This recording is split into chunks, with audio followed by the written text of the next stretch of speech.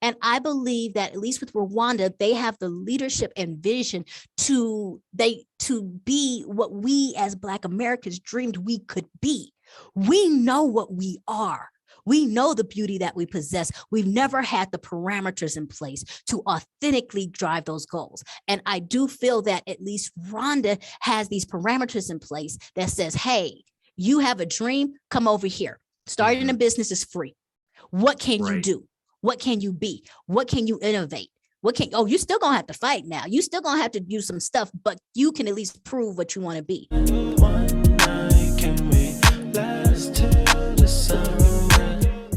Awaken with Mark is a channel that is charting the journey of our family.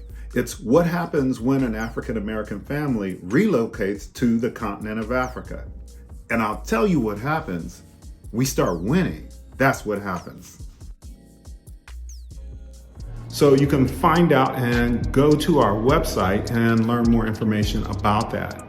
Also, to help others, if you're thinking about this particular type of journey for your family, we offer a free assessment, something just to get your juices flowing, to get you thinking about what kind of things you need to do to prepare for this kind of a move. Jay and Josiah, welcome everyone who's listening. Welcome to another episode of Josiah's Voice. I'm here with Jay Essence of My Cousin Connection. Thank you so much for joining me this morning.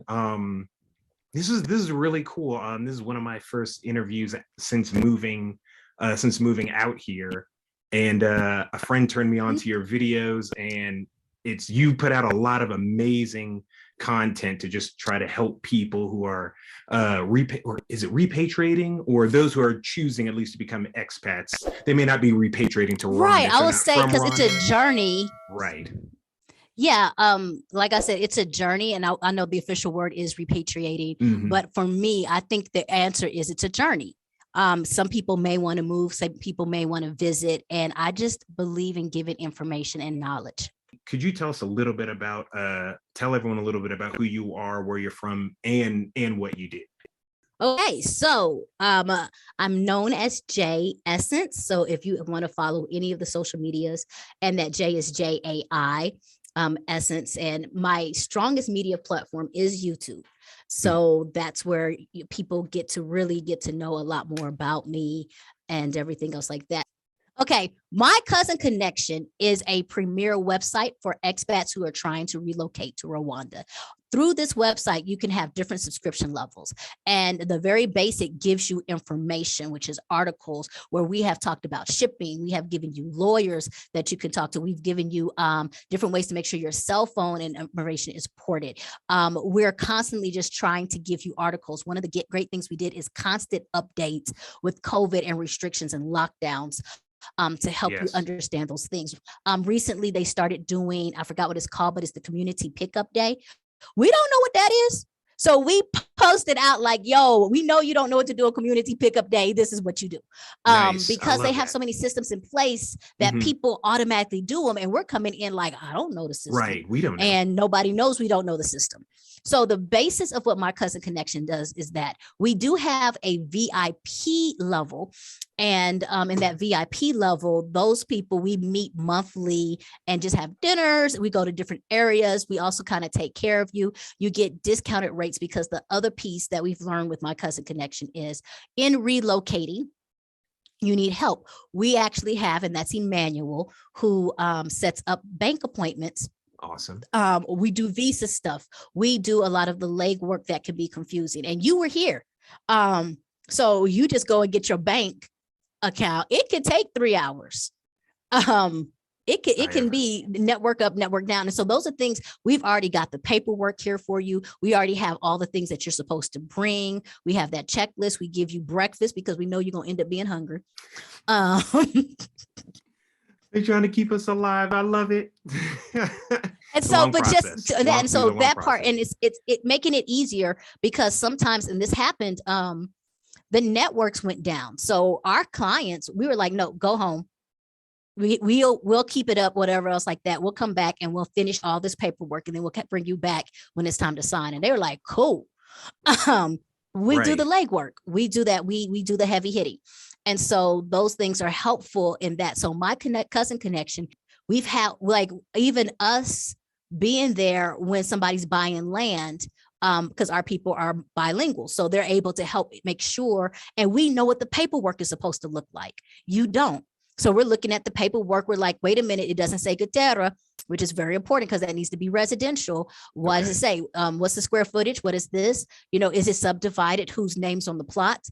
And I think very recently, and these are things we know, that people don't know, is that every person's name who's on the paperwork must be there to sign over the sale. And one of the persons had died. And that does not attest, because they were like, well, the person's dead and, they can't sign. They were like, no, you didn't go get the proper paperwork to show that this person has died. Like, this is for the locals, that you show this person has died, so you still can't sell. Like, we've been through the processes to know the paperwork piece, so your time's not wasted. And that's what we're really trying to do. Wow. Because I will say Rwanda's really good at not running corruptness. Okay. They have entities in place. Like, thank you to the leadership for doing that. Yes. And I don't want to say, however, there's also systems we just don't know. So a lot of times it's not corruption. It's just that wasn't the system. That wasn't the system where you weren't aware, or. Yes. And so, or this person's not lying, or they didn't know what questions to ask. So who's there to help represent? What questions do we need to ask? When do you need to have this? Prime example, even out here, getting land, you do not need a lawyer at all. In the States, we do. You don't need a lawyer out here to get land. It's a notary signing, but you want to make sure your paperwork's together. And those are the things you want to make sure that's taken care of. Can you speak just a little bit more to how easy it is to establish a business in Rwanda? How does the government help? Yes. And how did they help you? What's another way they helped you? That's great. Yeah. Yes. So fist pump in the air for real. Yeah, fist pump. Shout out to Rwanda. Shout out to the Rwandan government. One of the things I do believe, if you ever had a chance, and I advocate people coming to read the 2050 master plan. Yeah. Rwanda has a plan and purpose. Remember when I said it's that brother in the club with good credit? He planned this. You know what I'm saying? He planned it out. Yeah. He planned it out. And as soon as you decide to go holler at him, he got your plan for the next 50 years in check. Like, you just need to go ahead and holler at a player. Everything's in order. So the thing is that RDB is Rwanda Development Board, and they are the entity responsible for business. And literally, yes, you can go in and knock on the door. It's not even a door, just walk through the glass building, and they will direct you to whatever you have, even if you have questions. And one thing that I will tell people is you don't have to have a plan before you come here, because they will talk to you. And I know of a cousin who went in and had a plan, and they were like, hey, that's a good plan, but that's not going to work here, because this is what our market is like. Okay. And then they actually have an investors room where you can talk to if you want to be an investor, and they help guide you through all these things. So one, you have counselors there that will help you. You want to do agriculture? Have you checked the following districts? They have a lot of land available. They need these resources. Here, go to this department, and they will be able to help you meet with these people. That's how helpful they are. Number two, it is absolutely free to register a business. Absolutely free. There is no money anywhere. It still blows my mind. To register your business.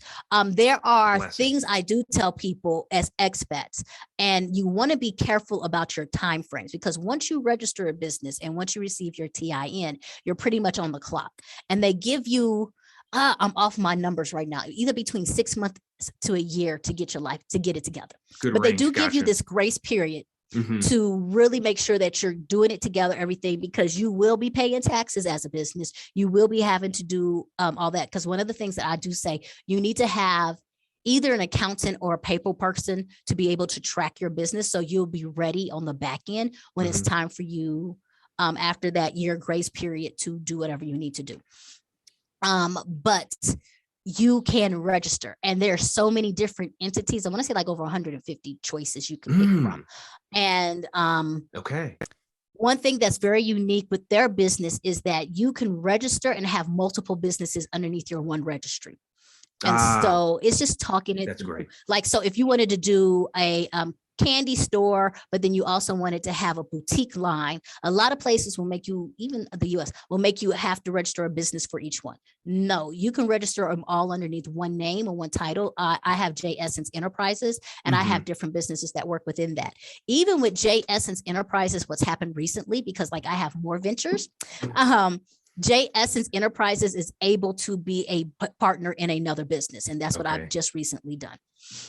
So I'm trying to work everything through J Essence Enterprises, and then all the businesses run underneath that. So the idea of creating a business is not difficult at all in Rwanda. You can walk through it. You can have somebody walk through it. You can have my cousin connection counselor help you walk through it. I think that we've had 2 people we worked with directly to develop their business plan, because they kind of didn't want to get tripped up. So we helped them do all that. And then you can go back in and amend and all those other things. So very helpful to be able to do that piece. So, and I think that's where your question went to, going towards the entrepreneurship round, because being an entrepreneur or being a business owner, there's a lot of technicals that you really have to start thinking through. It is not, I hate saying that. I feel like I'm a party buster. It's not all fun. It's not all, okay, I got this business. No, you're responsible for things. You're responsible for people's livelihood. And there's challenges. And how do I make this sustainable? And I'm in a country that's not my country. Something very simple. And I'm going to probably get in trouble for blasting people out, but so be it. They'll yell at me. Because I'm hosting, my Constant Connection is hosting a movie night. And in that movie night, we're watching the movie Life. And so I'm like, yes, like we're happy, live, and that's a very popular movie in African-American culture.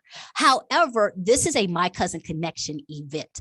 If I turn around, and My Cousin Connection has a very streamlined base. If I was trying to just do movie night as I'm a Rwandan business and I'm going to do movie night, I'm going to do Life is not going to be a drawer for Rwandan culture. They don't know what it is. And you're trying to do a whole bunch of different things. And so what I'm trying to say is that you do have to turn around and learn different systems and learn what different people want and decide who you're going to be in that. And a lot of times we want to say, hey, and I can go into my business venture. This is very pertinent to me now, because my agriculture business, we're raising rabbits. We're raising rabbits totally different. That's right. You are. Yes. Told you. I said there's 7. Did I not say there's 7? Yes. Did I not say there's 7? Some of the video. Sorry, continue. Yes. But there's a lot of things that we're doing that they have never seen before, to the point where, yes, me and my team are on the ground arguing, like, do it this way. And they're just like, this Mzungu chick is crazy. And I'll just be like, well, I'll be a crazy Mzungu chick. It means wanderer, guys. Or stranger. Yes. Okay, so it actually means foreigner. Foreigner. It's a foreigner, and there's history behind it, because while I'll say like a Mzungu, they will call each other Mzungus because they're foreign to what they know. So so when you go into the village, like some Rwandans will be called Mzungus because maybe they're coming from a different class or whatever. So they be like, no, you're a Mzungu too. Mzungu. Thank you for the definition. So y'all learned a new word today. Yes. But in my case, and why I say that is because and let's just be honest. Here it is. I'm coming in as a foreigner, and I'm saying something as simple as the way that you hold rabbits. I don't want you to hold rabbits that way. You're going to hold rabbits this way. And they're like, you're crazy. And I'm like, this is what you want to do. And I'm sitting here talking about stress and everything. And I was just like, at the end of the day, whatever y'all, I had a boss who I thought was crazy. So y'all could just go ahead and think I'm crazy. But this is the way we're going to hold these rabbits. And that takes relationships, because now they're all like, oh, okay. Like they say, our rabbits are fatter. Our rabbits are such and such. Like she might be crazy, but she's onto something. So it's a growing process. So I use the example of the bunnies because in this case, we're doing something 100% different than it's ever been done. And if I was trying to, as a business owner, make immediate money or profit off of the bunnies, I would fail. I'm not giving enough time for new things to be learned. I have to prove myself. I have to, like, we have a practice garden so people can go look and see what we've actually done. Like, it's a very, very slow process. And that's why I say it's important to understand that when you're an entrepreneur, even though I know something, I can't just teach it to anybody. It's show me. Like, it's the same thing. Like, and we're like that too. Like, oh, you going to do this? Show me first. Right. Like, yeah. I have to have the proof. I just want to It's see not it. just about Proof is in the talking pudding. and discussing it. Yeah. So you have to be in a position too, when you go into entrepreneurship, depending on what you are, is where am I bumping the heads? Where is the startup cost? What is it going to cost for me, or what is it going to take for me to do something and be okay before I must have a residual come? Gotcha. And then what are my bottom numbers? What are the absolute bottom numbers? Because we have to go away from, I'm not going to be able to sell something at a US equivalent price. I'm selling at a Rwandan price because I'm Rwandan. And one of the things that we have to deal with a lot is because we're in agriculture. What's the price point for the local, like the village? What's their price point? It's not high like it is in the city. So then who's our clientele? Who's our base? Like, those are conversations we have. Are we looking at corporations? Are we looking at local farmers? Who are we trying to target? And what does it look like? Those are harsh conversations you really have to come to terms with. Wow. But sounds like you have risen to the challenge. I'm majorly. rising, baby. I rise. Let me Maya Angelou my life together, baby. There you go. Come on. So the history of who I am is very simple. I was born in California, moved to, oh my God, I forgot all of these now. It's like so many places. So many places. Born in California, moved to Louisiana. Then I think I was in Oklahoma. Moved then to Florida to go to college, Florida Agricultural Mechanical University. Go Rattlers, go. Hey. And then moved back to Tennessee for a second, moved to Texas, Chicago, and then back to Texas, lived in Liberia for a hot moment. And then I claim most of Texas now, because that's been my longest time Spain. And then from Texas, that's when I decided to go international. Well, technically I was international with Liberia, but I lived in Dubai for 2 years, and from Dubai moved to Rwanda. And so that's just the hop, skip, and a jump. So where you say I'm from, I'll be honest to say, I don't want to say that I don't know anymore. I think that every place that I've explored has rubbed off to me a little bit. So people be like, oh, okay, you act like you can't do that to me. Like, I mean, I'm going to eat me some collard greens, baby, and some grits. But, I still have a flair for the arts and everything, the eclectic styles of Chicago, like all of these different things. So I just love at this point in time being on what I call my journey. And so that's pretty much where I'm from. However, if I was in the club and a song came on, most times you're going to get me on South Side or something in Florida, so I think the jeans be like, I'll be like, hey, okay, that's where my bumps jump, So that's cool. It. So when people come into the Essence persona has been alive now for maybe about 2 years. And that really came in when I was making the decision of coming to Rwanda. And it was not an easy decision. I actually started, the big one was I decided to leave America. And so I kind of started my journey a little differently. And when I talk really detailed into it, and depends on which questions we go into, I was making a plan to leave America. Okay. And I just wanted it to be sustainable. I needed space to figure me and find me out. A lot of people are more political or anything. At that point in time, I was just, in a way, screaming for space to be me.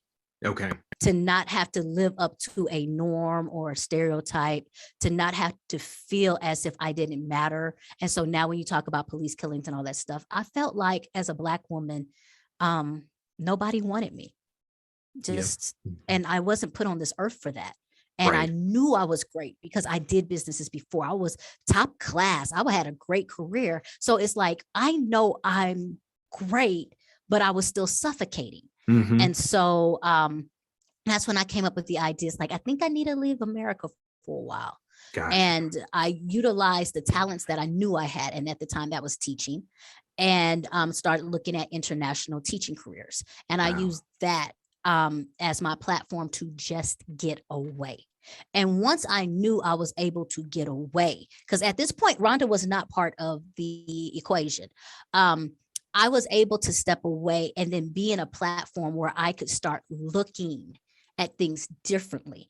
And the big deal is I'm 44. So he's like, okay, what Stop are you gonna lying. do when yes, I'm all of the four and the fours. I'm gonna put Black all don't of it. crack. Like when I tell you that, when I take the 365 and multiply it times 44, baby, that is me. That is me. And no, Love it don't it. crack, but the gray do show. So I'm gonna go get that fixed. I don't know if you Right. can I'll be see- like,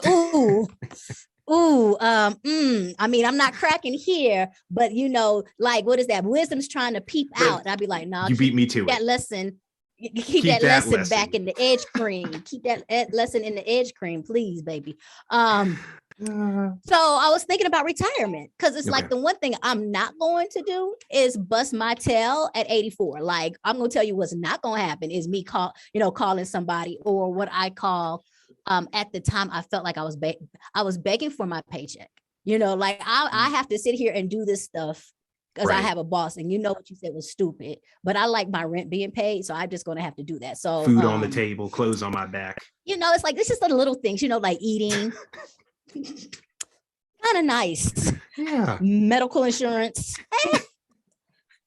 Gas in the car. So I was like, okay, I have to be very intentional, because I did feel like I found a lot of people, especially family members, falling into retirement. And then when they get there, realizing, oh, they don't have enough money. I'm very afraid of the stuff that we're seeing now with this inflation at the time. Like, just what if the dollar isn't worth the dollar? And the one thing I'll go back to saying I'm not going to do is be stressed when I'm 82 or 72. And then that's when I also realized I'm really banking on these long-term years, baby. These ain't promised. Like, what's Good my point. number? I don't know my Right. number. Make the most And of it. Absolutely. the other thing is, I was like, I'm not going to do this. Like, I'm not going to fight my way to retirement and then die after 3 months. Like, like, Nah, we're not doing that. as long as I worked is as long as I'm going to retire. Yes. So that's just started me with the retirement plan. And that's when I started saying, okay, where do I want to retire? And I was very strategic. I was looking at currency, cost ratio, different things, lifestyle, weather. Because like I told you, I lived in Chicago. Right. I'm not fighting snow. I'm not going to have arthritis and fight snow. Like, that's just 2 no's for me. And then, kind of like your medical insurance, where can it be? And so that's when I gravitated towards Africa. I don't know why. I just was always gravitating. And that's not saying anything. Panama was cool. There was a couple other places, but I was just like, I think I can do this on the continent and be okay. And so, of course, like most people start off, I was in Ghana. I was like, okay, I could do this. I could do this and do this. But because I had moved to Dubai, and one thing that's different is in the States, and I'm going to say at least pre-corona, if you really pay attention, we talk so much about West Africa. We do not talk about East Africa. No, we don't. I peeped we that don't too, really yeah. know East Africa. And so it wasn't until I got to Dubai when people were like, yo, you checked out Rwanda? And I was still like, I said, yeah, like Don Cheadle did a great performance. That's all I knew about Rwanda. It's like Don Cheadle with a great performance, and they were like, okay, it's really beautiful. Really? Like, little bitty Rwanda, little Not like so you got a little whole after all. Tanzania, Right. you got a whole Kenya, like of all these big places, big stuff popping, what T.I. taught us, no, there's little Rwanda. Like I said this, and this is so funny. I'm sorry, forgive me. I said, Rwanda is like, for a female, like that brother in the club that got good credit and glasses, and he just sitting in the corner while all his homies is out there hollering, but he's stable. He the one that you're supposed to be hollering at, but he just sitting back watching parlay, and he's there if you want him, but you just got to get through all the party people. That's Rwanda. That is Rwanda. Don't sleep on Rwanda. I'm just telling you, Rhonda is there like with some good credit. come from both families, like real stable. What you want? Oh, you want to go out on the street? You want to run around and have somebody drop you off at the 5 and dime and forget your name? Like, you could go ahead and do that. I'm here if you want. Good career. Rhonda be waiting. Rhonda's there. That's hilarious. Rhonda is there. So that's what happened. And so I started researching Rwanda a lot more. And it was just like, yo, I can't believe at least these structures are in place. Like no place is perfect, but they've done a lot more work on trying to be ideal for people who are moving. Let me at least check it out. And so I actually got a job offer out here. I was jump. Just at this point in time, you jump. And there's so much I've learned now at 44, even with jumping and speaking and asking. And I would even say audacity. Like, what's the worst that what's the worst thing that honestly can happen after a jump? A fall, correct? Right. Not death. It's all about the resilience you have as a person, and almost kind of like the platform. I knew I have everything set up that worst case scenario, I could go back to the States. If that's my worst case scenario, something I've been living for 42 years, jump, girl, jump. You've been groomed for this. You've been like, you're trained for this. Your mind, there's so much other things that you can do. How about you jump? Wow. And I did. And, started the job, was doing that. And then just these opportunities start coming and knocking. And so if I get into my cousin connection, it was really somebody looked at me and was like, you need to put together something, first of all these people who always got plans for you. You need to put together something to help people, relocate and make things easier. And I was like, I don't know who you talking to. Like first of all, let's talk about this. Like, you got some audacity. But it was an elder, and I respect the elders.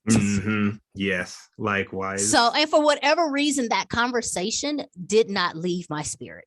And I think that's what I really have to learn. Even now I'm saying it. So thank you, God, for letting me enunciate it. There's some things that are supposed to leave. There's things that trouble your spirit. There's things that should leave your spirit. And then there's things that kind of just linger in safe places. Those things that linger in safe places may be meant for something. And so it just lingered. And my mind started calculating, how could this happen? I went back to him. We had a detailed conversation, because I think that's another thing that I'm learning. It is so easy for people to talk. And we can sometimes misconstrue that. I went and had a detailed conversation, and let me see if this is plausible or not. And then he kind of gave me permission to keep going. And I did. And I set together the parameters on what I'm going to do this under and what I'm not going to do this under. And the biggest one is, I am not going to go on this business venture by myself. Right. I am not going to create a space that I think people are going to want. I'm going to create a space that I know people are going to want. And that's why I did the crowdfunding to start it. And I had the videos where I was like, I'm not doing this. If we don't hit our target, and the target was 5,000, if we don't hit this target, it's not going to happen. I'm not. And I think as a creative, we can understand that, because so many times when you create something, and that's where I come in with the writing, I've written books, I've written all this stuff. And so my big thing at that time, or even still now, is I don't always look at success by, like, if you say your likes or your numbers, and I can talk more about what I've learned about that. And that's so powerful that I was thinking about that. My success came from a to-do list, a checklist. Did you do it? Yes or no? That was my success. Okay. So for me, I written a novel. Check. Is it a bestseller? Hey, I wrote it. If I go back and put in the energy to become a bestseller, to do the marketing and all that stuff, that's a new checklist. But right now, it's just about the checklist. And where is my energy coming in off of this checklist? So in this case, mine was for this checklist for my cousin connection. I'm not doing this one alone. Because for me, writing a novel had nothing to do with sales. Me writing a novel had nothing to do with sustaining somebody else's income. But if I did my cousin connection, I have to sustain income of people who work it. I have to sustain this. I have to make this happen. So we're not going to do this alone. No, if we're going to move to the continent, if we're going to do all this stuff, it's a FUBU situation for us, by us. We're going to take care of each other. We're going to be the collective that we've always said we're going to be. And that's how my connection My Cousin Connection is going to come about. It is not going to be me. I had the vision, but we had the momentum. And that was just really intentional for me. It's like the lesson that I learned. So My Cousin Connection was a we effort and not a me effort. And so now I do drive it. I do, I'm pretty much like the forefront, but I have a person who works. I used to have a couple people. And that's in entrepreneurship, downsize, upsize, change positions, all that other stuff. And then there's other ventures that have now come into play. So that's where it is. But that was the journey of My Cousin Connection, and being able to have this supportive voice that was able to cut through everything and say, if you want this information, here it is, or here's how to get it. And that was the big deal. Just kind of cutting through the noise of, I am begging my God to be able to sustain the happiness. That's why I have 7 jobs. Because I am putting in, I want investments. I want this. I want to be able, literally, I drove to my farm. And for those who are watching, I'll put this up by then. And the community around the farm. And it's like, okay, I want to impact the school system around my farm for the village kids. I want to have books here. Like there's really, truly things that I want that I never get to talk about. But the reason why I'm driving this is because, I don't care if it's ego. I don't care if it's pride. I don't care if it's me. I know good things, and I want to be able to implant those things into a community so we can thrive. And I said, we can thrive. And I believe that, at least with Rwanda, they have the leadership and vision to be what we as Black Americans dreamed we could be. We know what we are. We know the beauty that we possess. We've never had the parameters in place to authentically drive those goals. And I do feel that at least Rwanda has these parameters in place that says, hey, you have a dream, come over here. Starting a business is free. What can you do? What can you be? What can you innovate? You still gonna have to fight now. You still gonna have to do some stuff, but you can at least prove what you want to be. So for me, the big dream is, how can I create these sustainable incomes that I don't have to sit here and stress about a day to day? I have the income flowing so I can build a tomorrow. That's the goal. That is the big all-time goal. And what's your favorite thing? Do you have a favorite thing about Rwanda right now? And can you speak to anything great or small that you had to adjust to? Because we all got to adjust when we move someplace new. The greatest thing, I just still can't get over the views in the land. Yeah, same. I can't get over the views, and I feel so corny. But all the time I be standing someplace and like, look at the view. Like, look at the view. Like in your phone, I don't care if you got the new iPhone 13 Pro Max, your phone does not do it justice. It really never does it justice. People like nobody can understand nights in the galley. I can't explain it. It's gorgeous. It's absolutely gorgeous. And then you need to go to Eagle View and look at it from there. Oh my God, it's ridiculous. Eagle View. Oh my gosh, Eagle View. I'll put it on Eagle View. Even ridiculous. Okay. So I would say, and like I said, I feel so corny saying it, but like that. And then even though you talk about big views, it's so lush. Yes, it's and green and flowers green everywhere. And the cleanliness of it and palm trees. All that. I mean, it just feels beautiful walking and being here. Yes. And so I think that's the one thing I can't get over, because even last night I'm driving home, and so when I'm driving home there's an incline and I'm on a hill, so when I'm at the top of the hill, and then I promise you it was like some song came on, like Phil Collins, and it was just like, this is a moment, it was like dun dun dun dun dun. I can feel it coming in the air tonight, in the air at night, and I was coming down that hill with the view. I was like, what? What? I love that. I love that. That's great. So cool. I'm gonna say I cannot get over the views, the lusciousness, the just even that, like, people take pictures in my front yard. You're invited, but people like, I'd be like, oh, is that my yard? Oh my God, it looks good. Like, shout outs to the gardening. Okay. Yes, and that's me. Yeah. Yes. So that's the big one. What has been the barrier? Yeah, or an adjustment. Again, great or small. just whatever stands out. What stands out is we take a lot for granted, not recognizing it. And so I would say it's a language barrier. And then there's also an adjustment to who we are culturally. Sure. And I say that because something simple, like my big one is just the bathroom. Gotcha. Because I'll be like, hey, where's the bathroom? And they'll be like, no, where's the bathroom? And they'd be like, huh? I'd be like, the bathroom, the restroom, the washroom. Toilet? Yes. You mean toilet? She want the toilet. And it's the funny part is like, so here it is, because we've been taught like top education, use your words, da da da da da, and then you get here and you be like, oh my God, what did I used to say in third grade? Like exactly, like right. So I was like, my mom is going to kill me now because my language has come down so much. But while that's a funny story, it does get frustrating. Sure. It does get frustrating to be in that kind of barrier or, kind of us like, why does it take an hour for me to get food?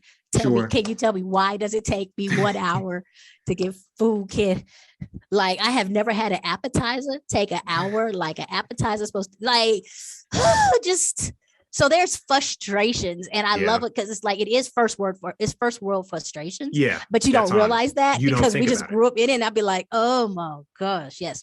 And everything's so fast in the States and things like that. You have that convenience. You do. Beyond. We are very convenient, and then here it just be like, and they'd be like, it's a process, and that's your answer. Yeah, that's the answer. Yeah, it's a process. It's a process. Oh, okay. So is there anything we can do to make it? No. But is there somebody I can talk to? No. Let me just get a book. Or you can learn like me. I call ahead and order. Right. Yeah. Or do that. Yeah. Because in the food, so to your point about the food's so fresh, they probably killed the fatted calf right now while you're waiting. One person did tell me like, hey, since you ordered this, we're going to go to the market and buy it real quick. Oh, wow. Okay. Bring me another drink. While I wait, and it's just something you got to get used to. But I mean, you won't be sorry. It is, and especially in the case of running. Like I'm a person. I promise you, I have a notebook now. I have 10 errands that need to happen. 6 will get done, and that's a good day. That is a good day. Okay. So learning to be patient. That's it's definitely just been the learning. Well, it's like you can say it's just it is an adjustment. It is a harsh adjustment. It's just an adjustment. But it's worth it when as you begin to you consistently. And I think for me too, is that I've created a team around me. And so now we're following the rhythms. Now they're getting it, and so it's kind of like, so it takes time. It does take time. Let's circle back to My Cousin Connection. What was it like? Or also your business ventures overall, like you mentioned team. What was it like assembling your team in a new country? It's hard. Yeah. It's very hard. Like, I don't even know if I want to tell the whole truth. Like, this should be a private conversation. No, only what's comfortable. Absolutely. Respect. No, and I'm gonna be, it's very hard. It's very hard. I've had to learn so much more about myself. And that's because I took for granted the amount of training that's needed in some aspects. Okay. And the willingness. And what happens is a lot of people are like, oh, no, I want to be trained. And just because people say doesn't mean they can do. And so there's areas that I must slow down. And I would be honest with you, one of the basic ones was just one of the things that we're working on with the urine is seeing if we can combat millibugs, which is such an agricultural term right now. And agriculture and stuff like this. And so I would literally tell my team, hey, you're going to spray here, you're going to do this, and go. And I'm on to the next venture. My team is like, yes, no problem. There was a big problem. They didn't understand. I talked too fast. And they just didn't get it. And so what I had to recognize is that my work as a teacher had to come home first. Okay. And so I don't tell anymore. I teach. I explain what a mealybug is. I explained how it migrates. I explain how it works. I explain, and like I made them act it out at one point. Okay, you be the mealybug, you be the ant. Okay. Because now, and it's so funny because they'll see me and I'll be like, go get something. They'd be like, oh, because I will literally do like visuals from like how I taught in school, like to teach you things because I don't want to say it again. And so in that piece, there is a harsh assumption on if I hire you to do something, you can do it, because that's what we're coming from. Versus you're going to have, there's two things. You're going to have to do training, and you're going to have to find people who are humble and hungry enough to, and I hate to say want to be trained, but humble enough to know they need to be trained. Because there's a pride there. There's a pride. And I'm not saying that's a Rwanda thing. I think that's just a thing. I know I've had that. Yeah, absolutely. Yeah. And it's like, no, you really don't know what you're doing. I can love you through it. But if you want to box me at every level, and this is where I want to get in trouble. I think the new generation does that a lot. So go ahead and shoot me and stab me all you want to. But it's like, I'm 44. I've been through struggles. I think that before you can sit here and tell me what to do, how about you go through a struggle? And I'll use the same example I use, like, to me with fitness trainers. I do not like going to any fitness trainer who has not been fat. Okay. I'm fat. I need you to know that struggle so you can know what I'm going through. But if you sat there and been skinny all your life, we can't talk. I can see what you're saying. So, that lived experience to know, nutrition. Because a person who's been on that side is more humble and able to hear and listen and learn. And so in the same aspect, I do feel that's one of the and I've talked to other people. We struggle in qualified talent. Okay. But I also believe that the government is strong in trying to build schools and build that up. And so if anything, if people want to come here, I would say bring the training, bring the schools, bring that piece. And I'm going to sit here and say what would be the better piece for you to help bring is financial literacy and understanding. Like if we're going to go ahead and talk, and I'm not saying that we don't know about financial literacy, we haven't been taught that. But if we could really fix a nation, fix about how do you save, how do you grow, what is compound interest, how can you build this? Because that is going to build an entrepreneurship or even a baseline that understands the big picture. It's not about working day to day. It's about building and creating and growing. Yeah. So I will say that the struggle is really finding a team and building a team, and it's going to be ups and downs. You're going to have to let some people go. You're going to have to find new people. You're going to have to get creative. And then even now with my team, I have no problem. I train them. And not even train them, like now, because we've worked together, they have teachable courses that I've paid for that they go through. Somebody just got trained in SEO. I'm about to have another one go through Instagram marketing. I rather invest in people who've already invested and been with me. And I want them, if they ever hear this, I want them to grow. I want them to have their own. Just don't leave me stranded. Like, let's train somebody before you go and get your own. Right. But no, I know, right? Yeah. But and I think that's the thing. I love knowledge. I love being empowered. And so once you find people who can do that, and let's keep going.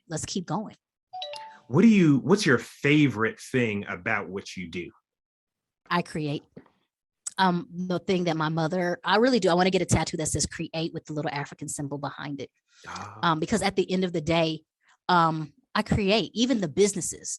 And then what my mother told me in talking, and she's seen everything, and she was like, do you realize, because I had a down day, let me be honest, I had a down day, and I was just like, I don't know if I can do it. And she's like, you have to do it, because look at what your energy has created. And I'm watching, and my team is, building cages, like, and innovating. Like the way we build cages is totally new now. And she's like, for the rabbits, they feel confident trying new things. That's And good. that is because of your energy. That's because you created this space where they could. I mean, and it's like a bad example, but even my chef, because I was like, can you try something new? And I think there's such a, I want to do good. I want to do good. I don't want to get fired mentality. That he's going to do exactly what he knows. And I'm like, no, you can mess up. And so he did. You got to be able to mess up. but there's some new things that gets created. And so that's what she told me. And that's really what hit home the most. So if you say what I love the most is that I'm creating and that my creations empower people. I love that. What do you feel at liberty to talk about with the future? What's the future? I will give you the big ones is the farm. We're trying to move our farm to Gashura. So there's a lot of thought and driving with that one. So that's pretty much the first thing. There's more work that I'm doing to help sustain that. I am so big on sustainable income and investing. And there's actually some work here. Hopefully I'll be announcing soon. I think I might be on the board of a couple of organizations out here because of the work that's been done. Awesome. And just going forward. So I think I'm keeping that open. Okay. With the intention of not burning out as well. So trying to make sure I manipulate everything so it works. Well, cool. Jay, this has been really informative. We've laughed a lot. We've shared, I think, a lot of gems on entrepreneurship, business, adventuring throughout the world, better yet, Africa, and since given Rwanda their props. And we couldn't even say everything about Rwanda, but really grateful to Rwanda. That's what I'm going to say. Respect Rwanda. Respect Rwanda. Respect Rwanda. Respect Rwanda. That's the biggest thing I will say. It's beautiful. Really glad to have been welcomed here and learning more about the country all the time. And I'm just excited to see more what opportunities open up for you and for so many expats, especially Black folks who have come out here. Yeah. Where can people learn more about you and My Cousin Connection or get involved? All right. My Cousin Connection has its own website. So it's mycousinconnection.com. You could definitely find me there. J Essence Journey on YouTube and also J Essence Journey on Instagram. Then of course, I always give people my email, which is jai@mycousinconnection. So you can shoot me an email and do all of those things there. So I am pretty findable. Yeah. Awesome. Thank you, guys. Everyone listening, you should check her out. Her videos they're hilarious, very informative. One of my favorites was the one you did that really helped expats with filing taxes, like practical, very valuable. Yes. Like for real, like that. And it's at the time of recording this, it's tax season right now. Yes. And so there you'll find things like that for all who are curious about traveling either to Rwanda or trying to kind of get their feet wet, get a sense of how some things are done in other countries, especially African countries or in the East African portion. Yeah. So follow J Essence. Jay, this has been great, guys. I hope you enjoyed this episode and we will talk to you again later. Peace.